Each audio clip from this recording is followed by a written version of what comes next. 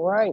Hello, everyone. This is Asia Harris, and I'm here with Jennifer Suchland, Dr. Jennifer Suchland from The Ohio State University, and we are here to talk about a book. So I have not been here in a while, and I'm really excited because this is Women's History Month, closing out of March, and we are going to be talking about something that's pretty dear to the globe, human trafficking, politics, and violence against women. So we're here to cover all subjects in womanhood and feminism, post-socialism. So I have your book here, and I'm of course excited to show it to everyone. It's a really pretty book. I'm always excited about pretty books. So here's the book for everybody. And yeah, we'll just get right into it. So a few things that I wanted to kind of give some pre-context to, because I'm not like super sharp on them, and some of our viewers might have questions on the significance of the Cold War in the book. So it's mentioned a lot throughout, and kind of just like what happened in the Cold War. Why did the Cold War happen? When did it happen? Yeah, absolutely. So, hey, first, I just want to thank you, Asia, for having me on your radio program. And I'm really excited and honored to be in conversation with you. And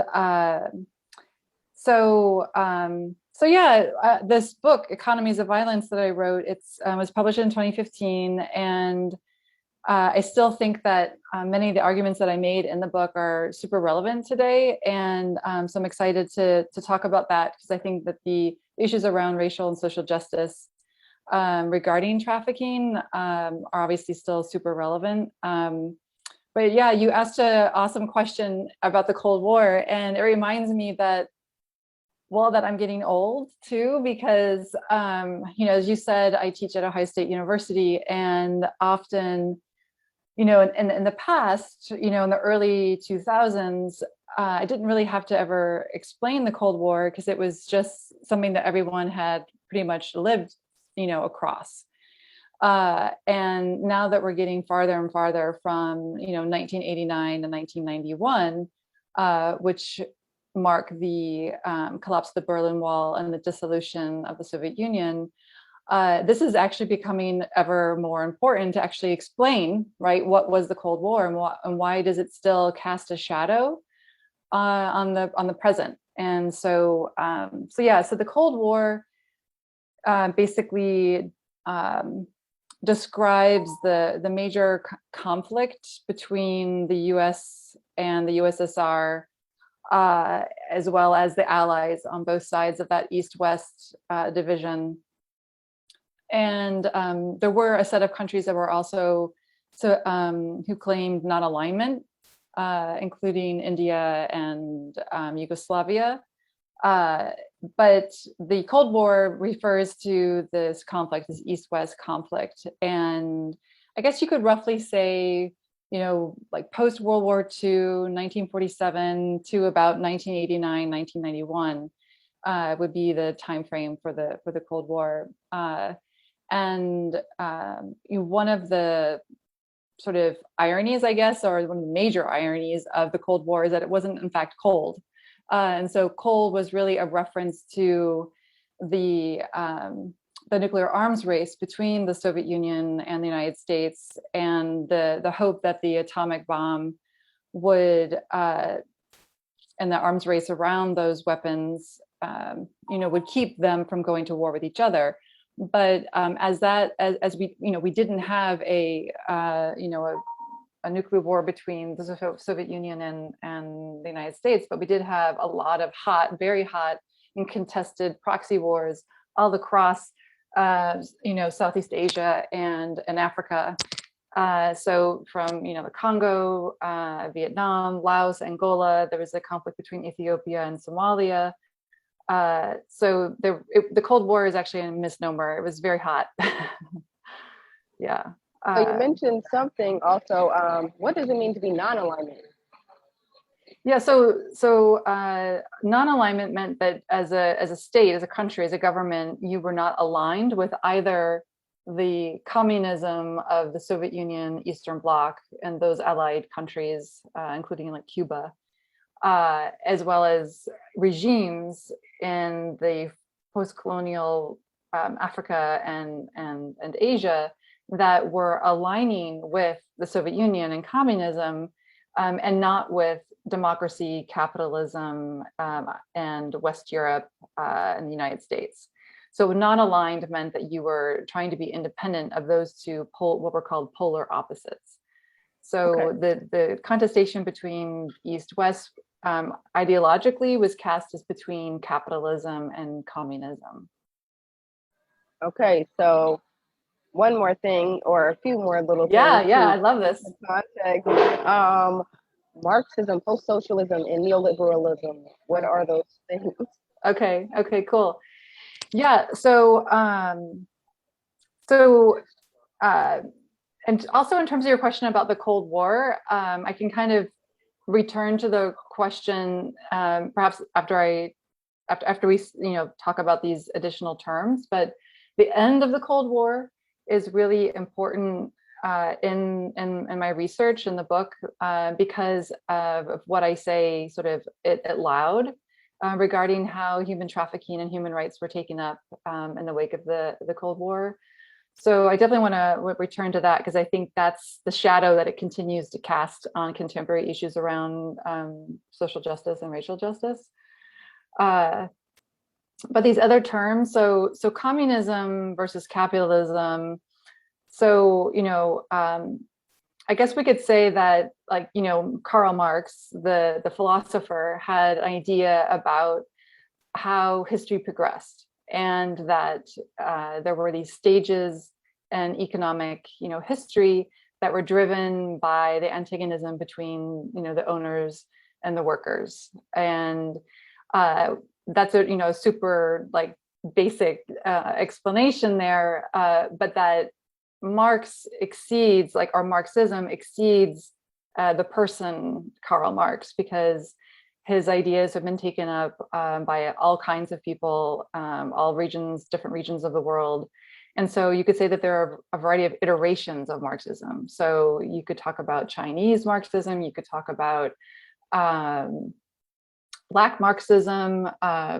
There's a great book by a historian, Carol Boyce Davies, and her book is called Left of Karl Marx.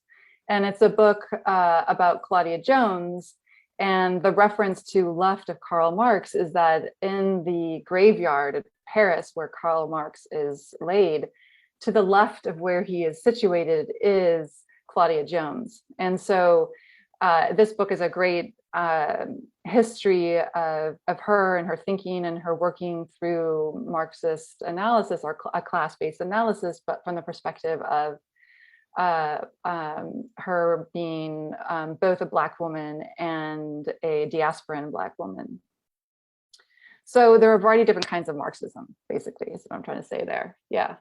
And then what was your other question? What were the other terms? Post-socialism and neoliberalism. Okay, good.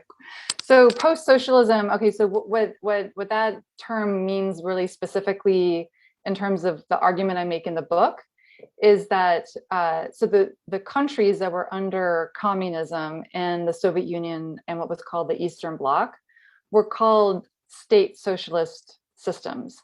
And what that meant is that the economy was organized and centrally by the state. And so it was state socialism, which is different from different versions of market socialism, which you have throughout Europe. And I would argue we have versions of that in the United States, even if people would really be insulted for them to be called that.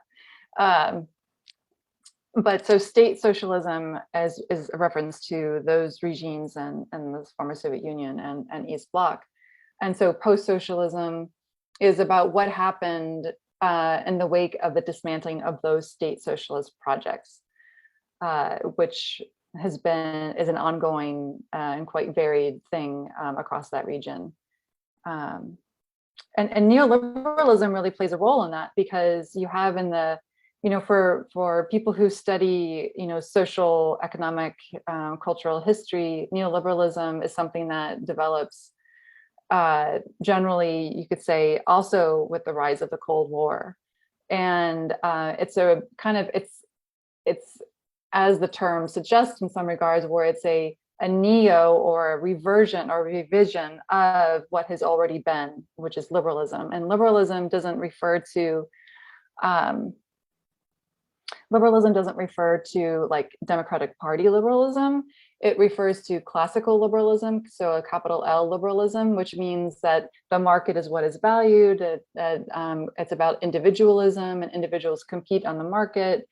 And so it's about the role of the government in society, things like that. And so neoliberalism is associated with the turn towards the shrinking of the state, at least not in terms of its overall largesse, because as we know, military spending, state expenditures have not gone down. They've only grown and become massive, even more massive.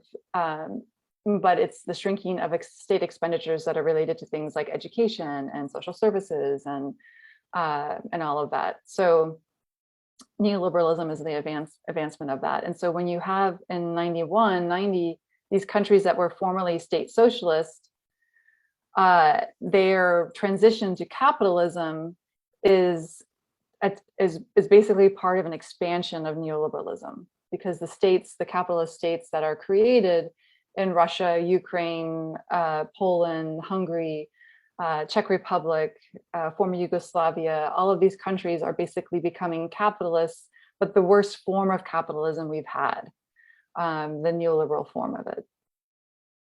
Yeah, does that, sorry if I was rambling on forever on that.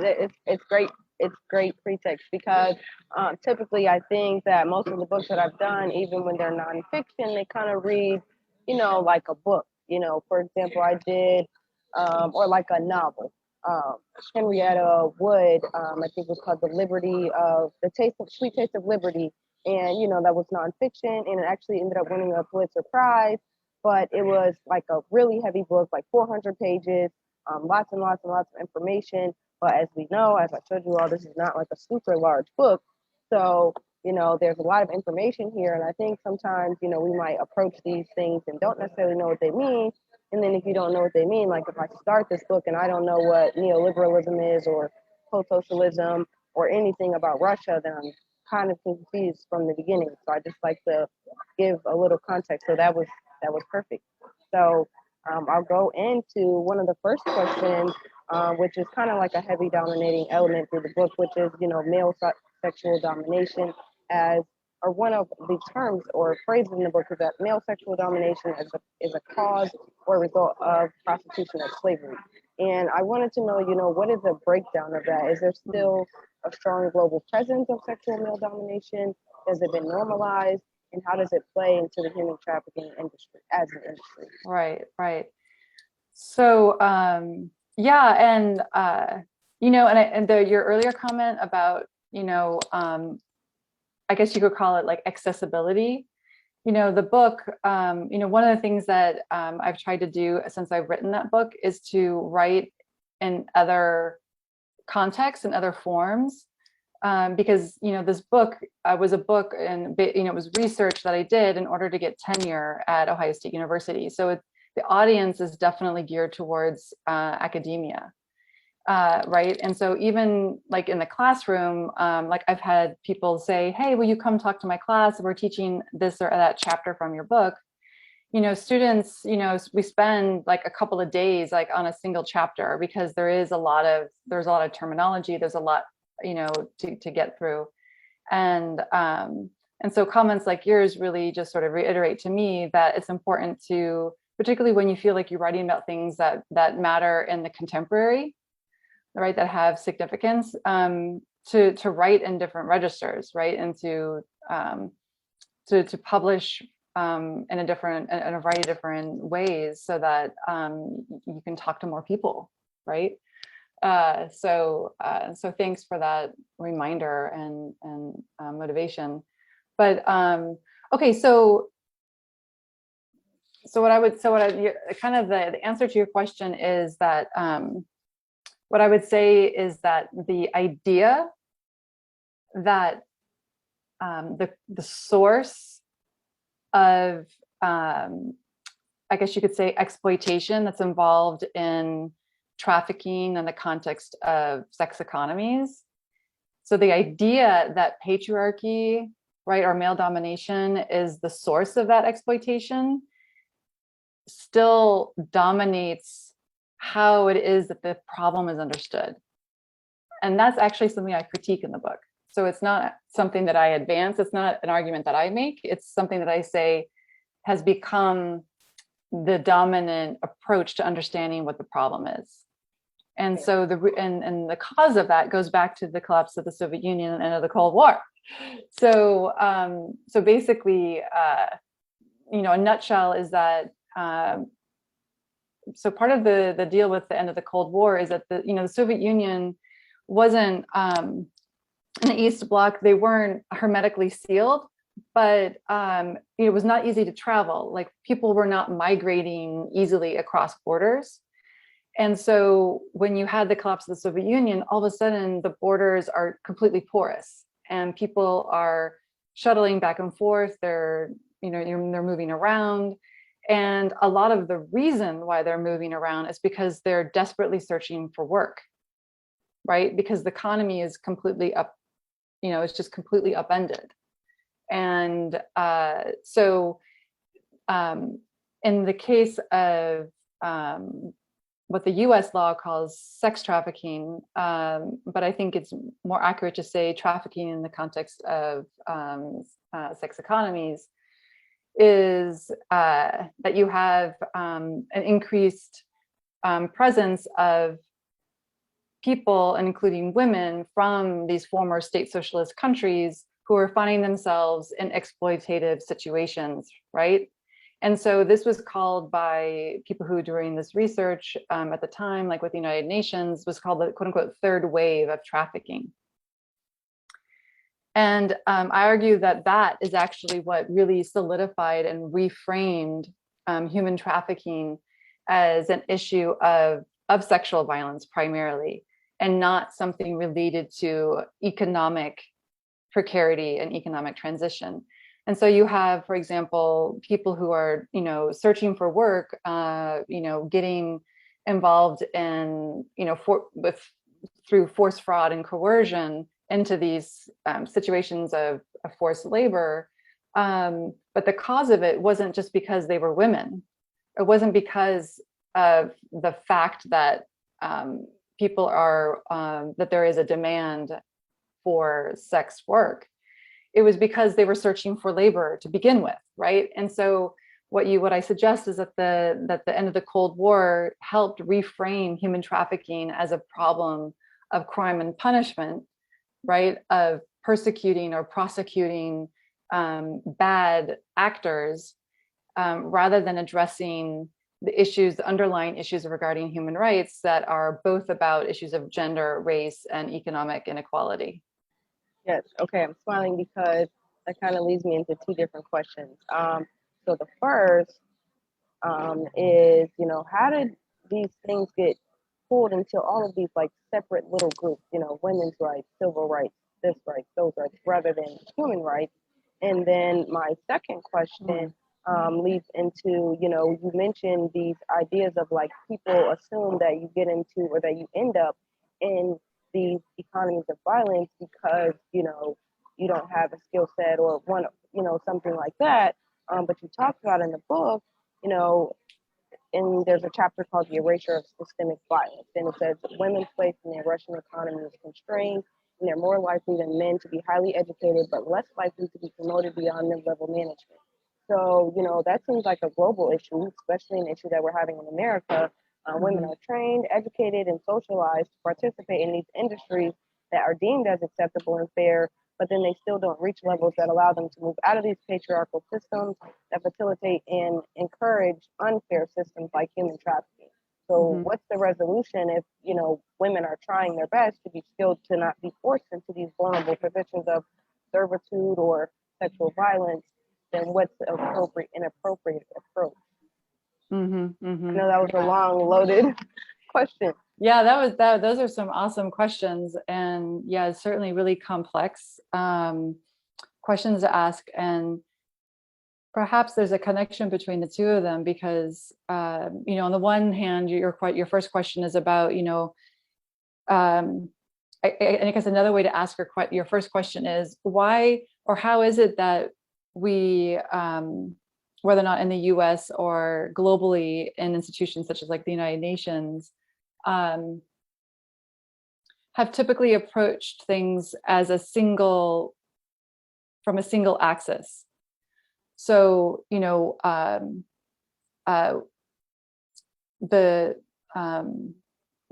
gift that keeps on giving to the world is Black feminism. And so Black feminist theorizing and Black feminists have, from the very beginning of time, been telling us that there is no single issue problem, right? The intersectionality, that we must approach issues from intersectionality.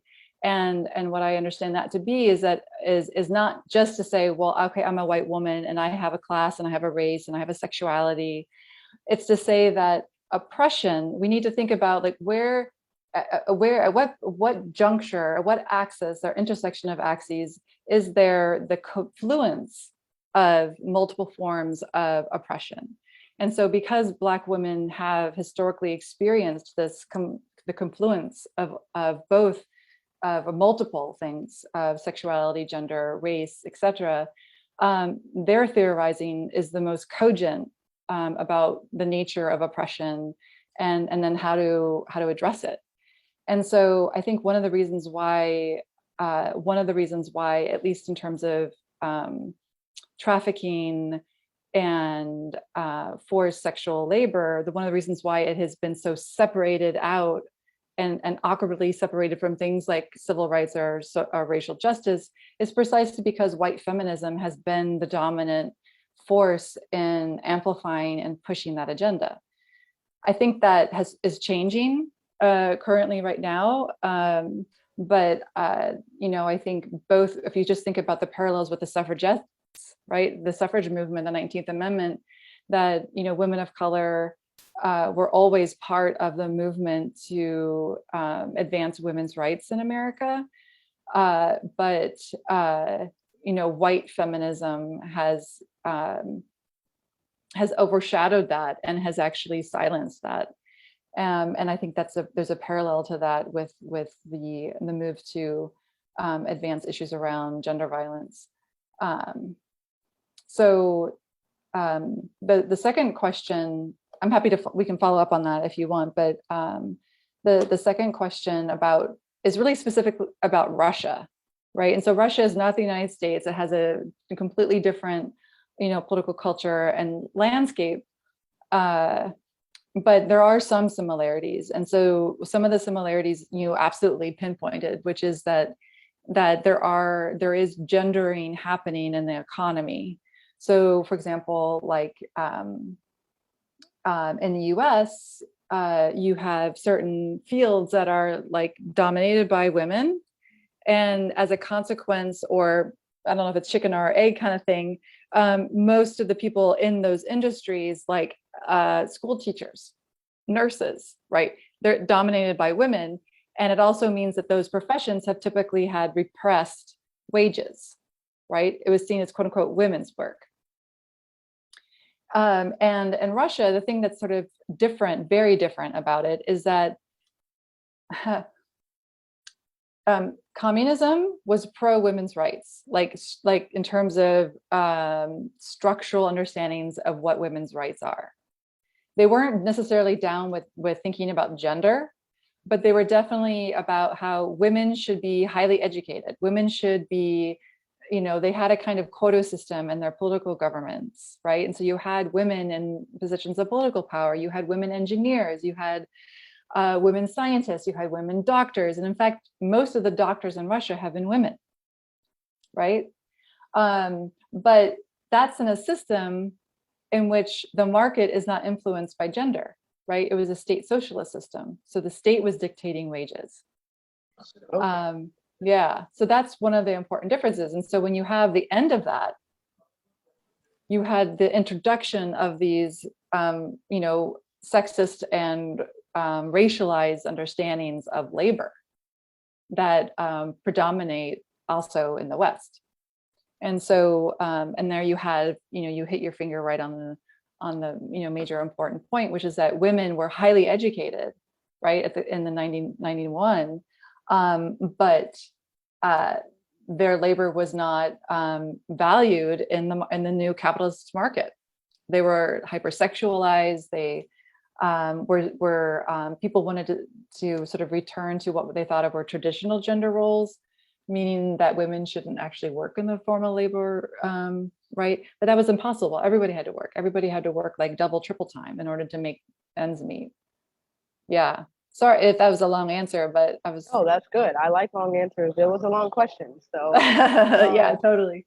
I think it kind of leads us into our next few questions is, once again, the book is titled Economies of Violence, and we kind of just touched on, certain things that are rooted in white supremacy or certain demographics that, have control over resources rather than others. So, in America recently, we've had several tragic, deadly events that have happened, and they are fueled behind economies that either fuel fear or violence, whether that's gun rights.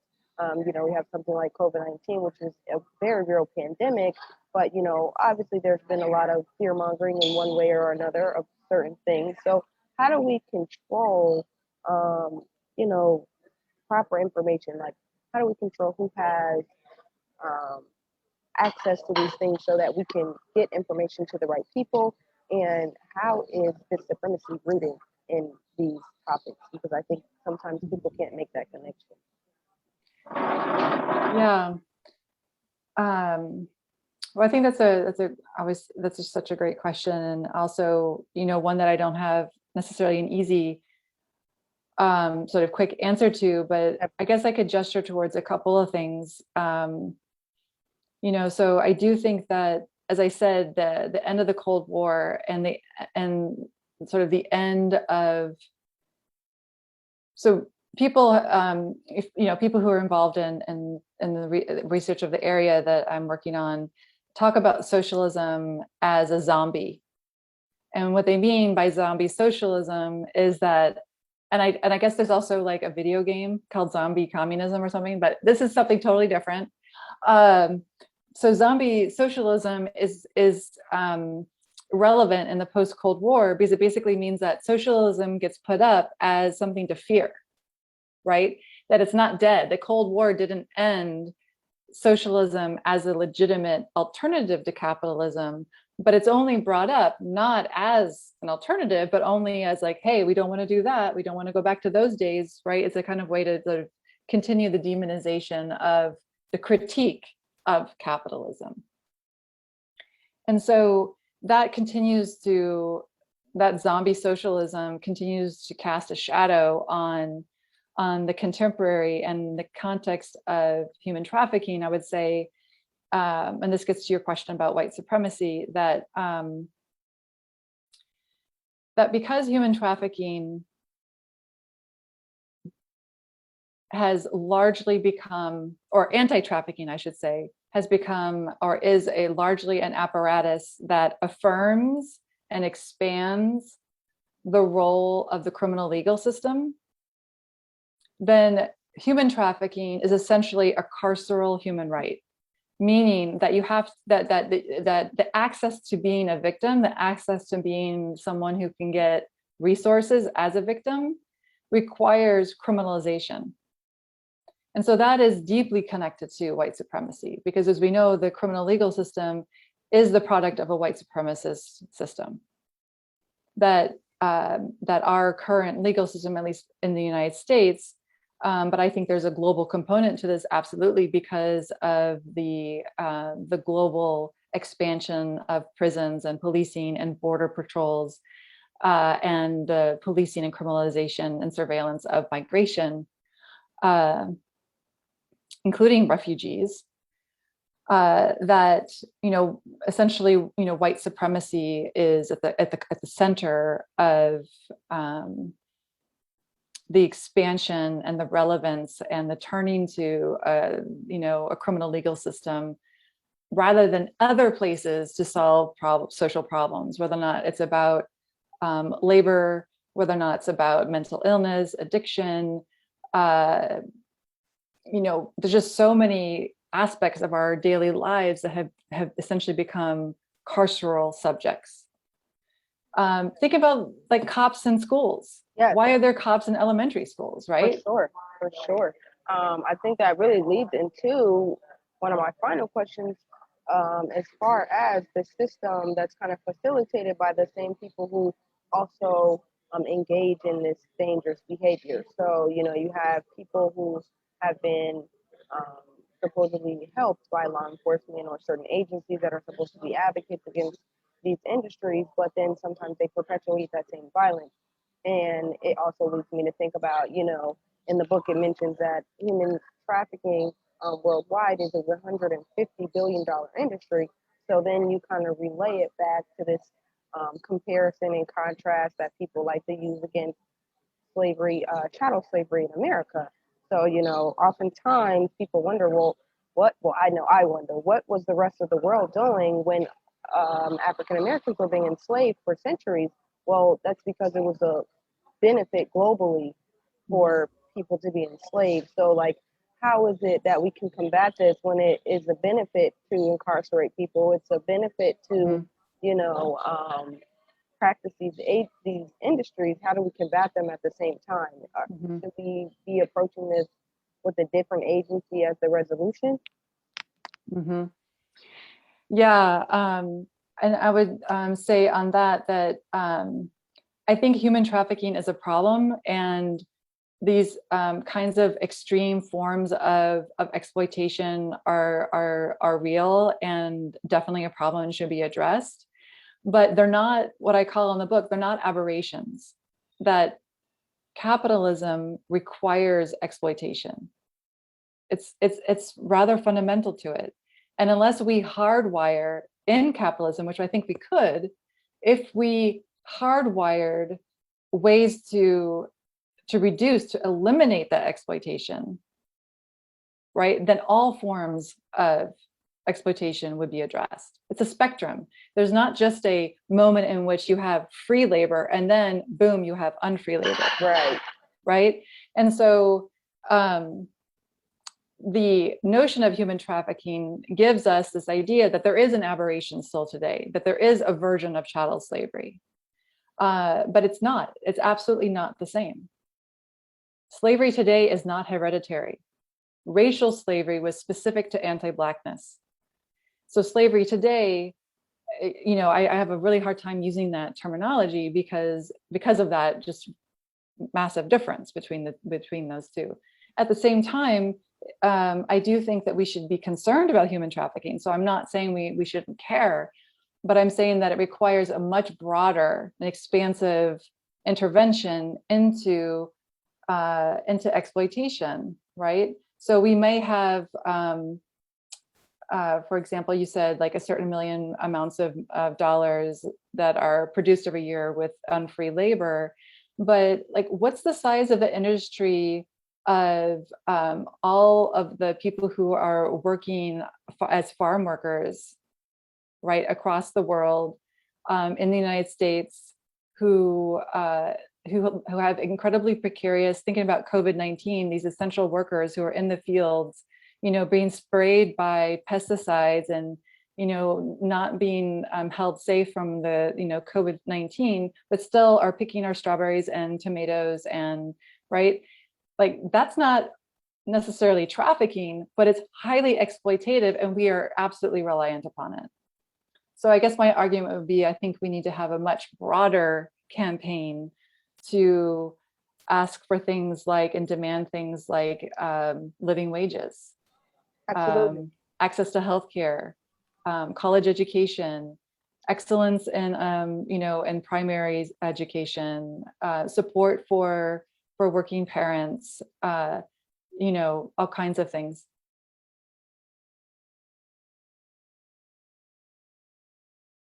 Okay, got to get hold of my mute button. Okay, so that was really a perfect summary, I think, because excuse me, as you mentioned, all these industries that are not necessarily being done with forced servitude, but they're definitely exploitative. And I think that makes me think about, another point that was made in the book is that all of these industries combined still are probably not going to match the amount of profit that's made when you have free labor because it's free. So I think, like you said, we have to look at all of the intersections, the free labor, the exploitative labor, the industries that are supposedly fair, but then somewhere along the line, there's someone being exploited in some way or another. So we really just have to look at things from a really global, holistic perspective of not just human trafficking, not just sexual violence, not just forced labor, but all around our capitalistic societies, our democracies, our governments, all those things. So to sum everything up, I could really keep talking about this for a really long time, but I'm just going to tell everybody to go get the book, Economies of Violence. It is on Amazon. You can buy a physical copy, you can buy a used copy, you can buy a Kindle copy. And also, you spoke on putting out things in other methods that are more digestible for people who might not do the whole academia. Right. There's blogs, there's videos, all sorts of things. So I will share your blog that you also shared with me. And I will try to find the link for the other book that you shared, Left of Marx. Yep. Okay. Left of Karl Marx. Yeah, okay. That's an awesome book. So yeah, and if people are interested, I can always send like PDFs of chapters too, because actually Amazon is not letting its workers unionize, right? So speaking of exploitation. Yes. So thank you again for your time today. This was really great. And I'm just excited for everyone to kind of, dive in. And as I always say, when you talk about these subjects, you don't have to go in and read a 200 book right away. You can start off with a blog. You can start off with a YouTube video. Just try to inform yourself because the more information you have, that's why it's called an informed decision. You're going to make better decisions when you have more information. So thank you again, Jenny, for your time. Thanks, and have a great weekend. Yeah, you as well. Thanks. Thank you. All right.